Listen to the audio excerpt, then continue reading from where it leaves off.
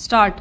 Mr. Vice Chairman, knowing the honorable mover of this resolution to be a good parliamentarian, I had expected that he would place before the House all sides of this problem. I had expected that he would be no less interested in the efficiency and discipline of the administration, no less interested in the public welfare than in the interest of the civil services. But I am sorry to observe that he has taken only one view of the matter, namely the interests of the civil services alone. He has not at all dwelt upon the frightful consequences which a strike of the sort we had the misfortune to have would have had on the country and the people in general. He has spoken, no doubt, in measured tones, unlike the honorable member who sat to his right in the morning and who raised a shout wanting to make up by sound what his arguments lacked in force. I wish to submit to this House that it would be incorrect and it would be imprudent for this House to accept this resolution. It would be incorrect because by accepting this resolution we would be laying down something bad in principle, and we would also be accepting a policy which would be suicidal and which would cut at the roots of discipline in the services to the merits of reinstatement or otherwise of these persons. I will come later on. I doubt the very propriety of Parliament going into this matter. Now let us see what has happened. Whether right or wrong, departments have taken up the question of these strikers.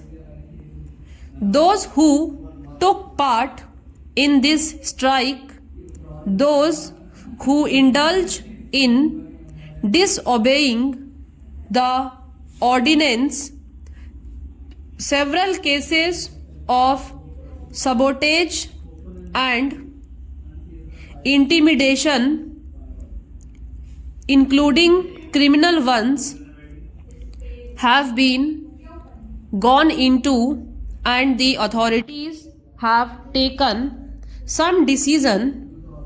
In some cases, the government have taken the decision, and in some cases the departments have taken the decision. Now, would it be right for Parliament to interfere with these decisions? Suppose we do that. Suppose Parliament interfered with the decisions taken by the government or by the heads of departments, tomorrow with what face and with what authority can the head of a department extract service from his subordinates?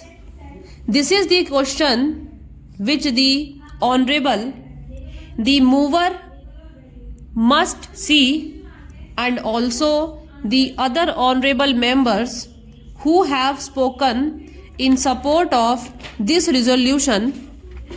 Unemployment is mounting up and we have not been able to generate enough employment opportunities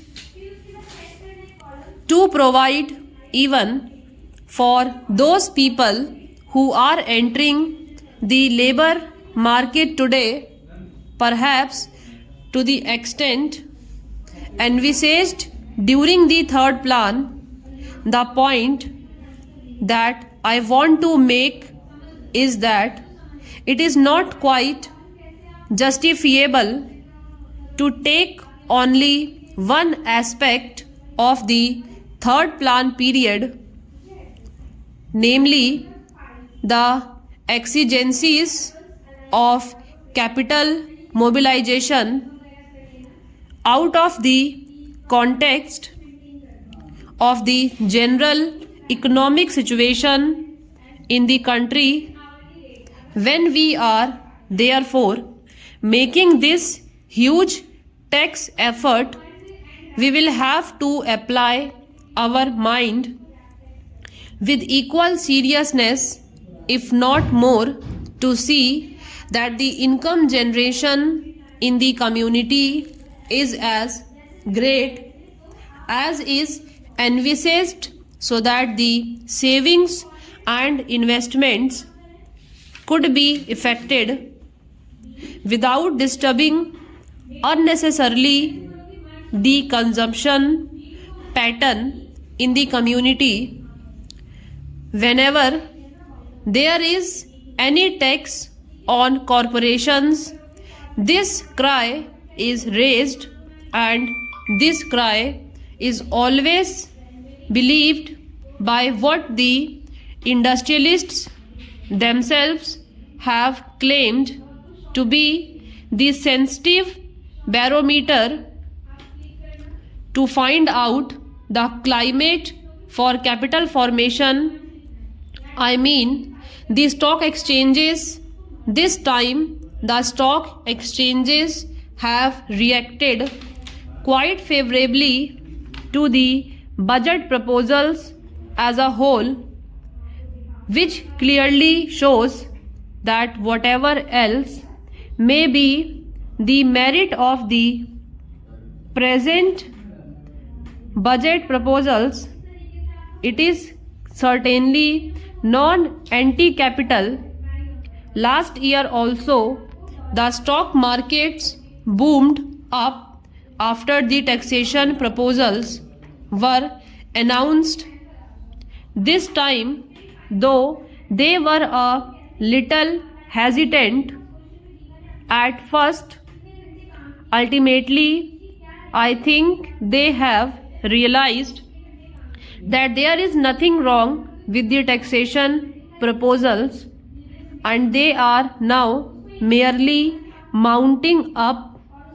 This is quite natural because there are so many benefits and advantages in our economy today that it is not difficult for the corporate sector to absorb a small rise of 5% in the corporation tax, which has been proposed by the Honorable Finance Minister. The economy of the nation today is more or less a closed economy because due to the lack of external finances, imports have been virtually prohibited. there is a lot of planning in the country which makes risk bearing rather unlikely, and because of the regulation of the economy, internal competition is also not very great. The risk bearing capacity which is claimed by the industrialists really for getting large profits and large yields on their investment is also non-existent in our economy today. Our markets are expanding very fast and the money generated is much more than the production of commodities, with the result that there are shortages is almost very commodity. It should not be difficult for the industrialists to absorb the small rise of 5% in the corporate tax.